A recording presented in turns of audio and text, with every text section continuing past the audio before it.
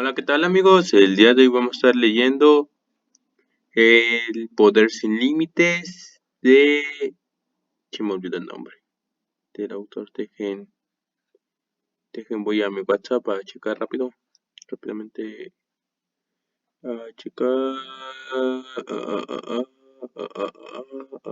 Aquí está. No dice. Bueno, ya me abrió en otro. El Poder Sin Límites, ya me abrió muchas páginas. No, taché. Iban a 22. Ah, no, mira, aquí está. El Poder Sin Límites de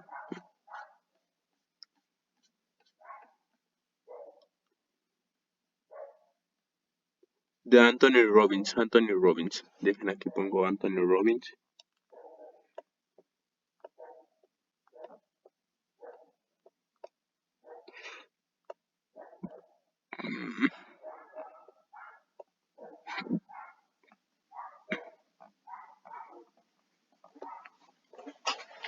Este libro trata de los tipos de acción masiva, enfocada y congruente que producen resultados incontrovertibles. En realidad, si me obligase a explicar en 2 palabras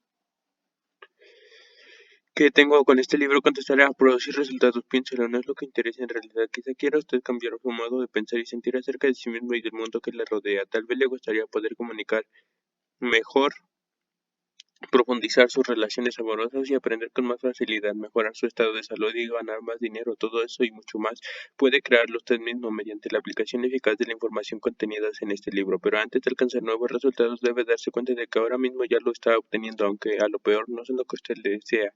Muchos creen que nuestros estados mentales, como la mayor parte de lo que ocurre en el interior de nuestra mente, estallan fuera de nuestro dominio, pero lo cierto es que no puede dominar la propia actividad mental y la propia conducta hasta tal punto que nunca hubiera creído posible. Cuando está usted deprimido, lo que cree y produce son síntomas de lo que usted mismo llama depresión, y cuando se halla en éxtasis, es también usted mismo quien ha creado tal estado.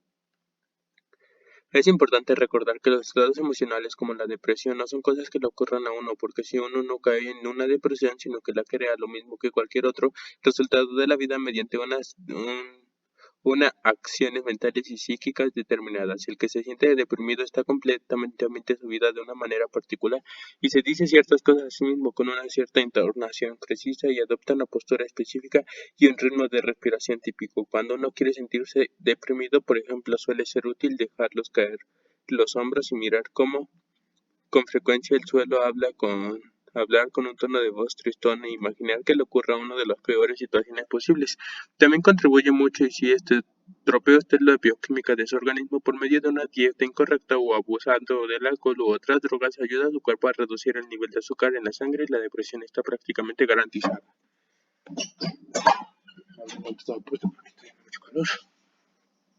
Lo que pretendo demostrar con ello es sencillamente que se necesita un esfuerzo para crear una depresión. Es una actividad laboriosa y que exige ciertos tipos de acciones específicas. Sin embargo, algunas personas han creado este estado tan a menudo que les resulta sumamente fácil producirlo. En realidad, con frecuencia aciertan a vincular este modelo de comunicaciones internas con los acontecimientos externos de cualquier signo, y en algunos casos obtienen de ello muchos beneficios de orden complementario como atención por parte de los demás, compasión, cariño, etc., de manera que adoptan dicho estilo de comunicación como su modo de vida natural. Quienes llevan mucho tiempo viendo así acaban por encontrarlo cómodo, se identifican con ese estado. Sin embargo, uno puede todavía cambiar sus acciones mentales y físicas y por tanto modificar inmediatamente sus emociones y su comportamiento. Se puede entrar en éxtasis adoptando directamente el punto de vista que produce dicha emoción. Traiga usted a su mente a la clase de cosas que podrían crearla, cambie el tono y que el contenido de su diálogo consigo mismo, adopte las posturas específicas y los ritmos de respiración que crean tal estado en su organismo y boila. Ya que usted experimentando el éxtasis y desea ser compasivo, cambie sus acciones físicas y mentales para que correspondan a las que exige esa disposición de ánimo llamada compasión. Lo mismo ocurre con el amor o cualesquiera otras emociones. Podemos imaginar el proceso de la creación de estados emocionales como algo parecido al trabajo de un realizador cinematográfico para obtener los resultados exactos que se ha propuesto el director de una película manipulada. Lo que se ve y oye, si le quiere asustar, aumentará el volumen de la banda sonora.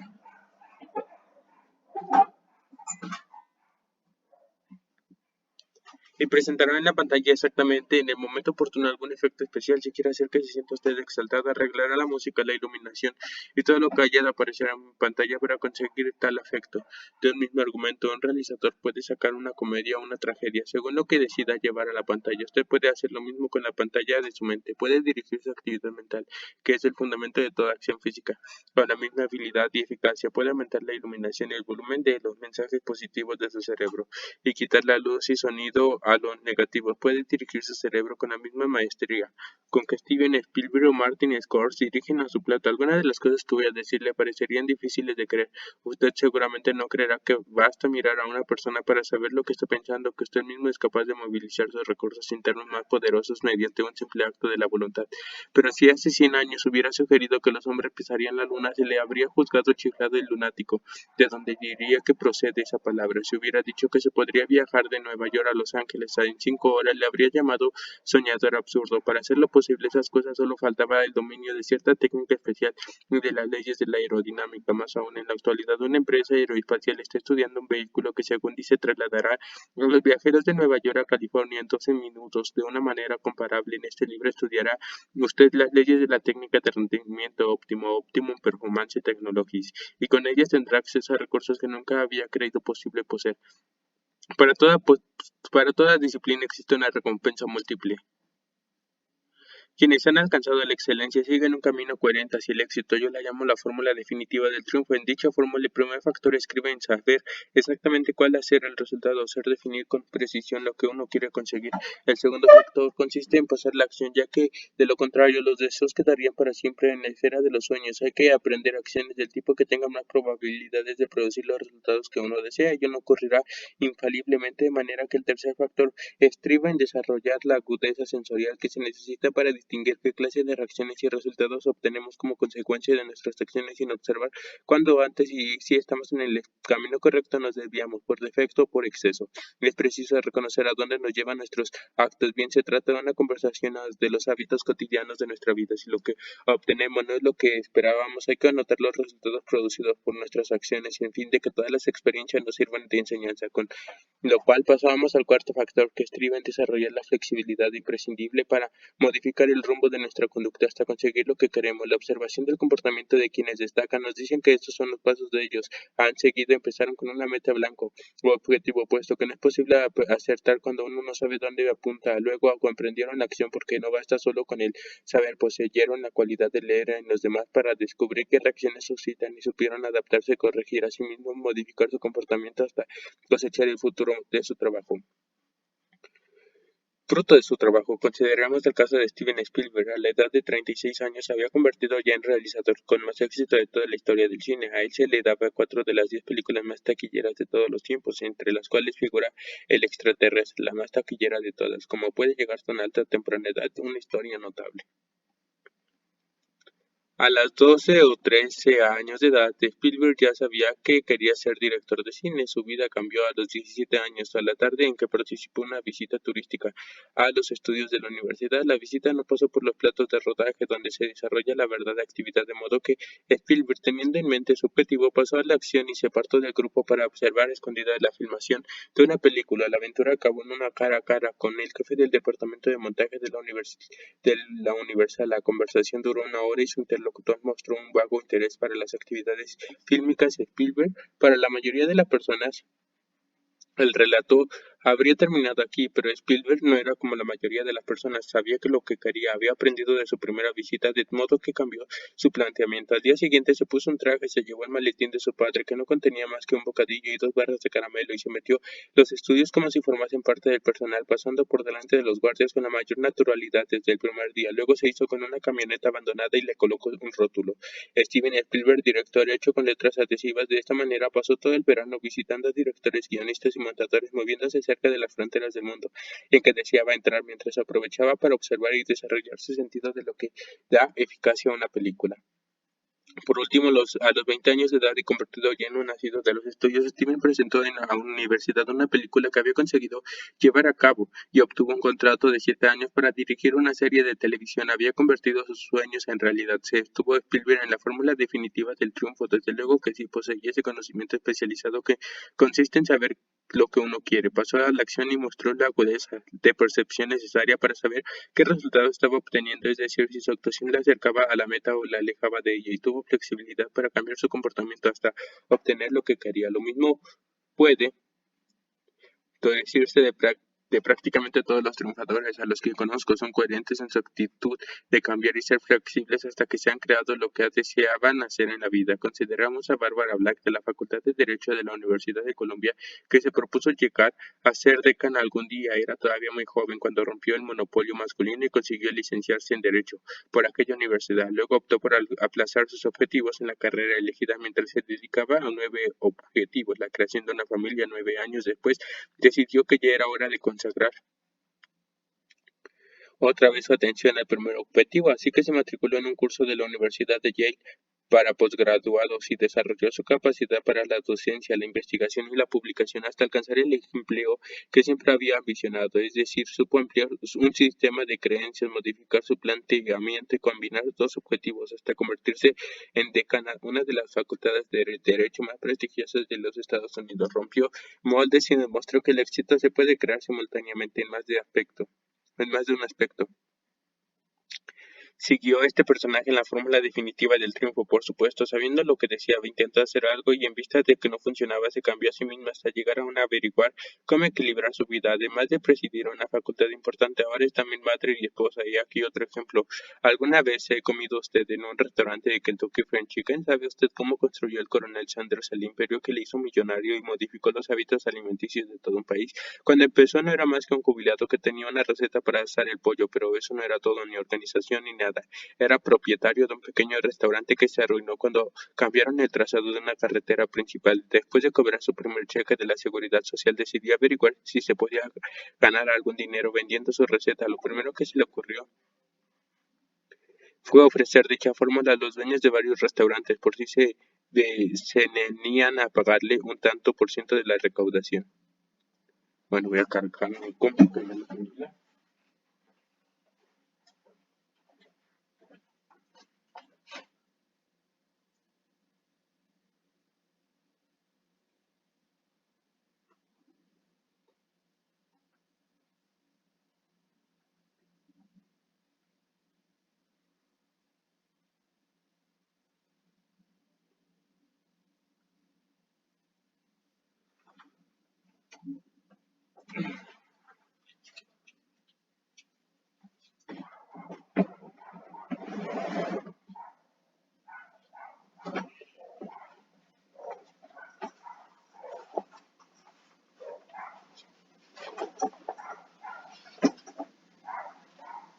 No, no veo mi cargador, pero ya lo vi.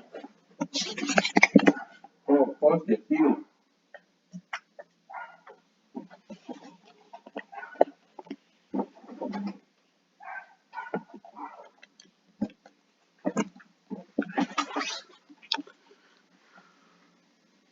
Resultó que no era la idea más realista para empezar un negocio y según le fueron las cosas al principio, nadie hubiera dicho que estaba lanzado hacia el estrellato. Recorrió todos los Estados Unidos durmiendo en su coche y tratando de hallar un patrocinador. Cambió incesantemente su idea inicial y llamó a muchas puertas, le dieron calabazas. Uno 1009 veces, hasta que ocurrió algo milagroso. Alguien dijo sí y el coronel se halló de nuevo en activo. Cuando nosotros tenemos una receta, cuando poseemos tanta resistencia física y carisma, como un anciano cortinflón de traje blanco, el coronel Sanders hizo fortuna porque poseyó la cualidad precisa para una acción masiva y persistente. Fue capaz de escuchar 1000 veces las palabras no y sin embargo seguir comunicándose consigo mismo de tal manera que le permitía llamar a la puerta siguiente, totalmente convencido de que podía ser la de alguien que le contestara con un sí. Todas las páginas de este libro van encaminadas de un modo u otro a suministrar al cerebro del lector las señales más eficaces en cuanto a capacitarle para una acción coronado por el éxito. Casi toda la semana dirigió un cursillo de 4 sesiones titulado La Revolución Mental. En este cursillo enseñamos a los asistentes muchas cosas, desde cómo regir con más eficacia su propio cerebro hasta la manera de comer, respirar y hacer ejercicio, con vistas a maximizar la energía personal. El primer día del cursillo por la tarde se organiza un acto llamado del temor al poder, ya que la finalidad del cursillo reside en que las personas aprendan a actuar en vez de permanecer inmovilizadas por su miedo.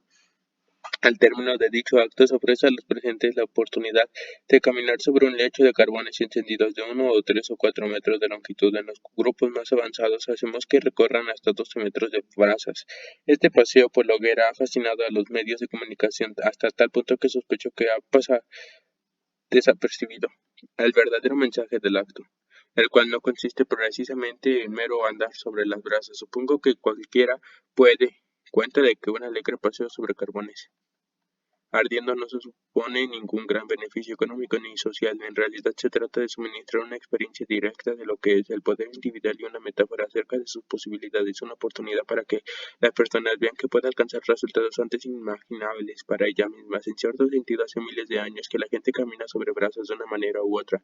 En algunos lugares del mundo esto se practica como una demostración de fe, pero cuando yo organizo un paseo sobre una hoguera, ello no forma parte de experiencia religiosa alguna, de al menos del sentido convencional, aunque desde luego sea una experiencia de la fe, le enseña a la gente el nivel más visceral que puede hacer que lo que jamás hubiera creído posible, que los temores y limitaciones más graves son los que uno se impone a sí mismo. En cuanto a que uno esté en condiciones de andar sobre brasas o no, la única diferencia estriba en la capacidad que tenga para comunicarse consigo mismo de tal manera que motive la acción, pese al miedo que uno tiene programado en su cuero interno. En lo relativo a las posibilidades consecuencias, la moraleja es que las personas pueden hacer prácticamente cualquier cosa si logran encontrar dentro de sí los recursos para creer que pueden ir para poner efectivamente manos a la obra.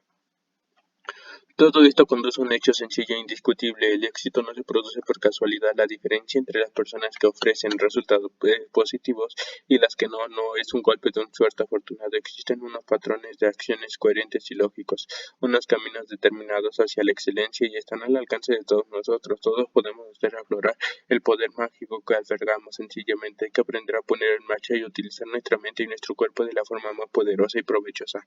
¿Se ha preguntado usted alguna vez en qué pueden coincidir un Spielberg y un Springsteen, que tenía John F. Kennedy y Martin Luther King para concitar la lealtad de tantas personas y conmoverlas de una manera tan honda?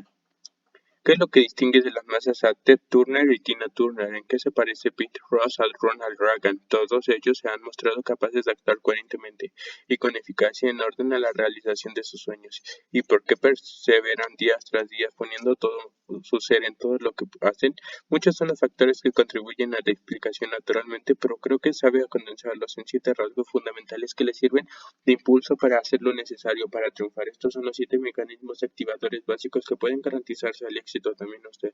Rasgo número 1: la posición. Todas estas personas han descubierto una razón que las consume, les da energía, casi le obsesiona y las impulsa a obrar, a progresar, a destacar en la locomotora que tira el tren de su éxito, poniendo en juego sus más hondas capacidades. Es la pasión lo que hace que Pete Ross siga lanzándose todavía en plancha cuando llega a la segunda base, como si fuese un recién seleccionado en su primer partido de primera división de béisbol. La pasión que pone en Lee la coca en lo que hace que lo que le distingue de tantos otros es la pasión lo que impulsa a los investigadores de informática que invierten años en crear una innovación capaz de llevar a hombres y mujeres al espacio y hacerles regresar sanos y salvos. Por pasión una madrugada y trabaja hasta altas horas de la noche. Pasión es lo que quiere hallar a la gente en sus relaciones. La pasión da vigor a la existencia y le confiere sabia y sentido.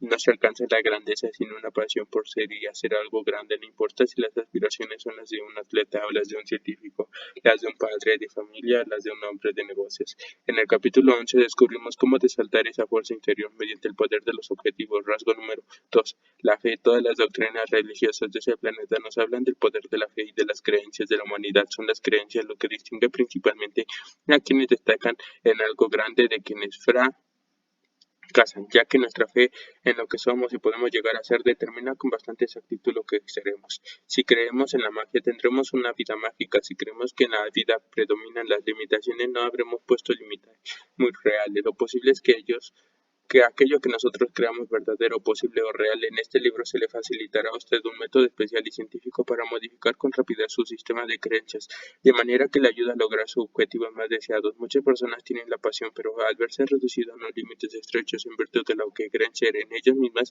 y de cómo valoran sus posibilidades, nunca llegan a emprender las acciones que le permitirían convertir a sus sueños en realidades. En los capítulos 4 y 5 veremos lo que son los sistemas de creencias y cómo utilizarlas.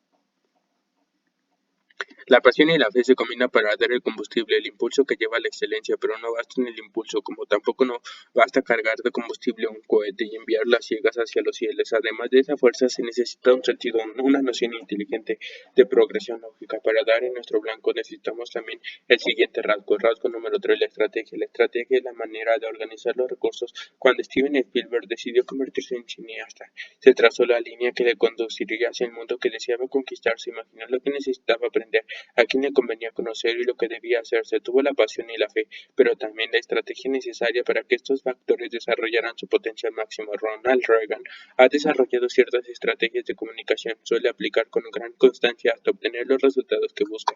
Todo gran artista del espectáculo, político, padre de familia o patrono sabe que para triunfar no basta con los recursos, es preciso utilizarlos del modo más eficaz. Buscar una estrategia equivale a admitir que el talento y la visión, por sobresalientes que sean, siempre necesitan encontrar un camino bien orientado.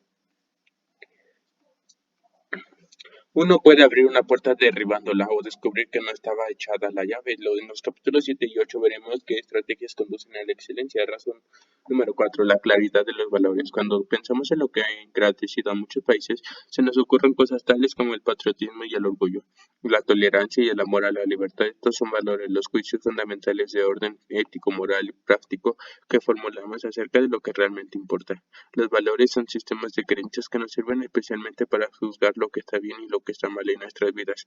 Son nuestros juicios acerca de lo que vale la pena.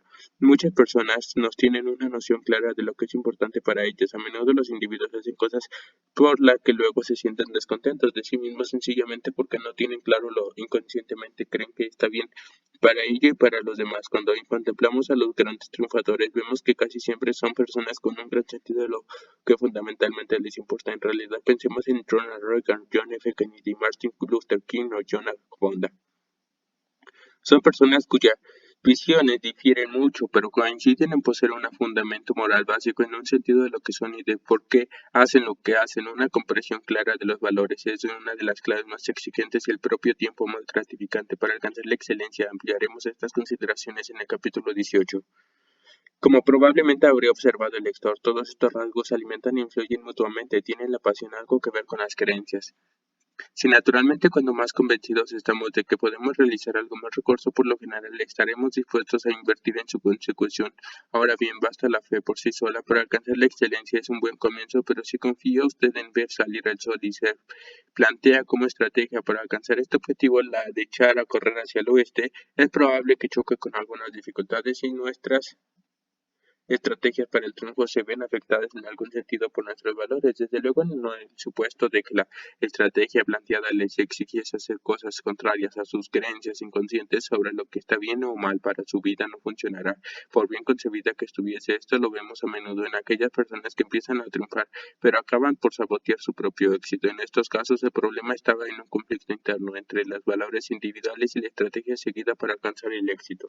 De la misma manera, las cuatro cosas que hemos considerado hasta aquí son inseparables del rasgo número 5. Rasgo número 5, la energía. La energía puede ser la entrega total y jubilosa de Bruce Springsteen, o de una Tina Turner, o del dinamismo empresarial de Donald Trump o Steve Jobs, o bien la vitalidad de Ronald Reagan o Catherine Kebuk. O la excelencia difícilmente se llega paciendo a ritmo demasiado sosegado. Los triunfadores se apoderan de las oportunidades y les dan forma. Viven como obsesionados por las maravillosas ocasiones de cada día, convencidos de que lo único que no les sobra a nadie es el tiempo. En el mundo son muchos los que tienen una pasión en la que creen a ciegas y conocen la estrategia que les permitirá satisfacerlas y tienen un orden claro de valores, pero simplemente carecen de la vitalidad física que necesitarían para actuar como ellos saben. El triunfo a lo grande, inseparable de la energía física, intelectual y psíquica que se necesita para sacar el máximo de nuestras posibilidades. En los capítulos 9 y 10 aprenderemos y aplicaremos a los útiles instrumentos que nos aseguran un aumento inmediato de nuestra vibración física. Rasgo número 6. Poder de adhesión. Casi todos los triunfadores tienen en común una extraordinaria capacidad de adhesión, es decir, un talento para conectar y establecer relaciones con las demás personas, cualesquiera que sean sus orígenes sociales y sus creencias. No digo que no pueda darse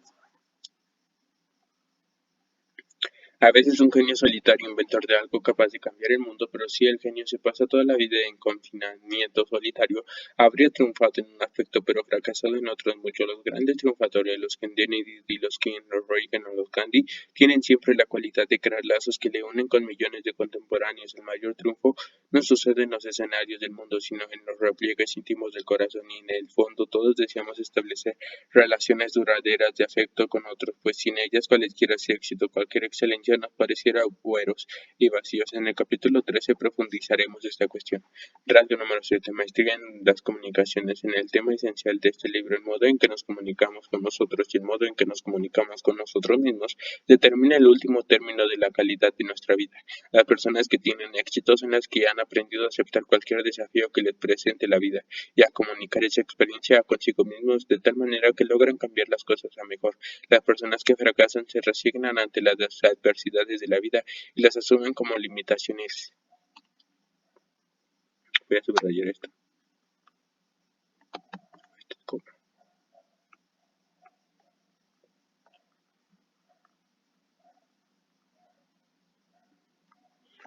Las gentes que conforman y moldean nuestra existencia y nuestras culturas son también maestros en comunicarse con los demás. En todos ellos hallamos la capacidad de transmitir una visión, una búsqueda, una alegría, una misión. El dominio de las comunicaciones es lo que hacen a los grandes padres, a los grandes artistas, a los grandes políticos y los grandes maestros. En casi todos los capítulos de este libro nos veremos obligados a tratar de la comunicación de un modo u otro, por lo que representa como puente incapaz de vencer separaciones, construcciones de nuestros caminos y difusión de nuevas visiones.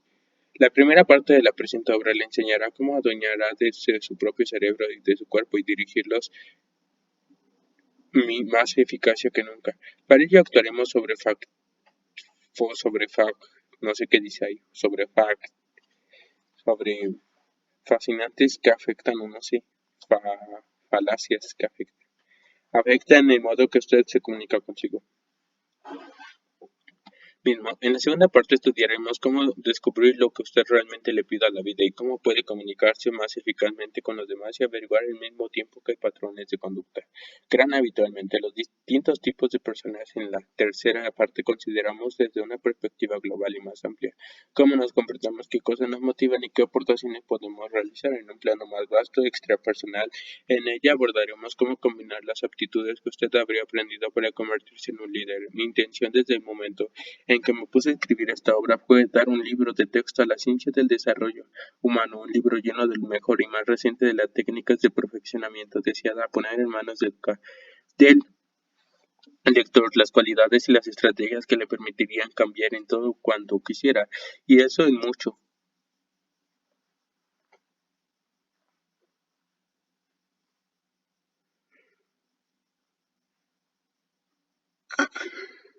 Menos tiempo del que nunca hubiera creído posible. Deseaba proporcionarle a ustedes de modo muy concreto una oportunidad para mejorar inmediatamente la calidad de su experiencia vital y también quise crear una obra a la que usted tendría que remitirse una y otra vez encontrando siempre que le hiciese alguna cosa útil para su vida.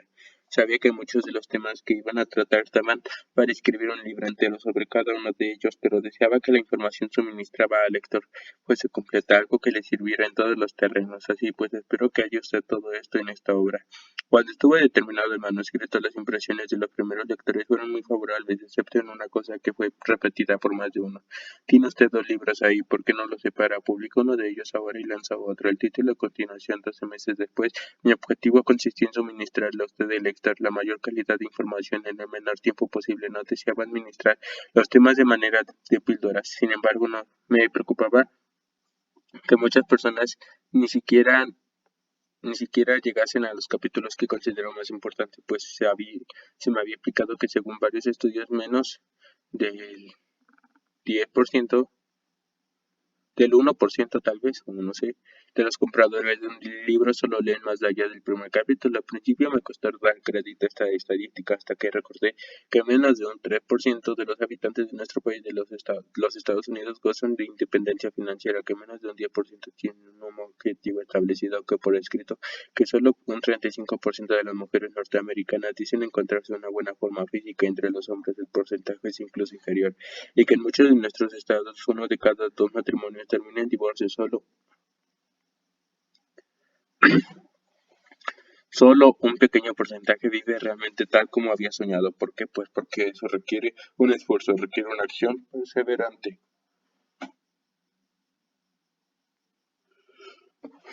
Al multimillonario tejano de petróleo Bunker Hunt le preguntaron una vez si tenía algún consejo que dar a quienes desearan triunfar. Contestó que el éxito es cosa sencilla. En primer lugar, uno decide expresamente lo que quiere.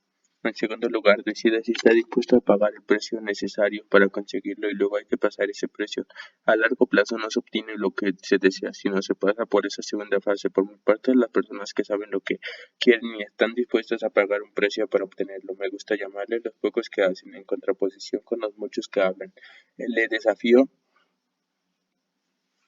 que se entretenga con el material aquí ofreciendo, se lo lea por entero, comparta con otros lo aprendido y sepa disfrutarlo. En este capítulo he subrayado la importancia primordial de la acción efectiva, pero hay muchas maneras de poner manos a la obra. Muchas veces la elección depende de un largo proceso de errores y nuevos ensayos. Muchos de los grandes triunfadores tuvieron que corregirse y cambiar de planteamiento incontables veces antes de alcanzar su objetivo. Equivocarse y volver a empezar está muy bien, solo que consume enormes cantidades del único recurso que jamás nos sobrará a ninguno de nosotros, el tiempo. Y si existiese algún modo de emprender la acción que acelerase el proceso de aprendizaje, si yo pudiera mostrarle cómo aprender justamente las lecciones que ya conocemos, que conocí, a quienes ha alcanzado la excelencia, ¿qué tal le parecería de aprender en cuestión de minutos lo que otros tardarían años en perfeccionar? Ello se consigue por medio del modelado, que es una manera de reproducir justamente la excelencia de otros. ¿Qué hacen ellos para distinguirse de los que se limitan a soñar en el triunfo? Vamos a descubrirlo juntos.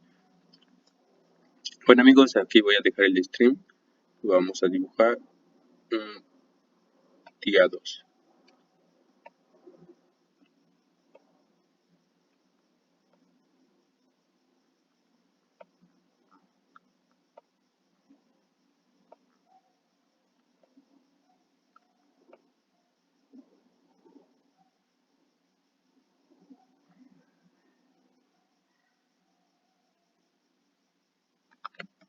Día 2. Entonces aquí lo dejo y bye.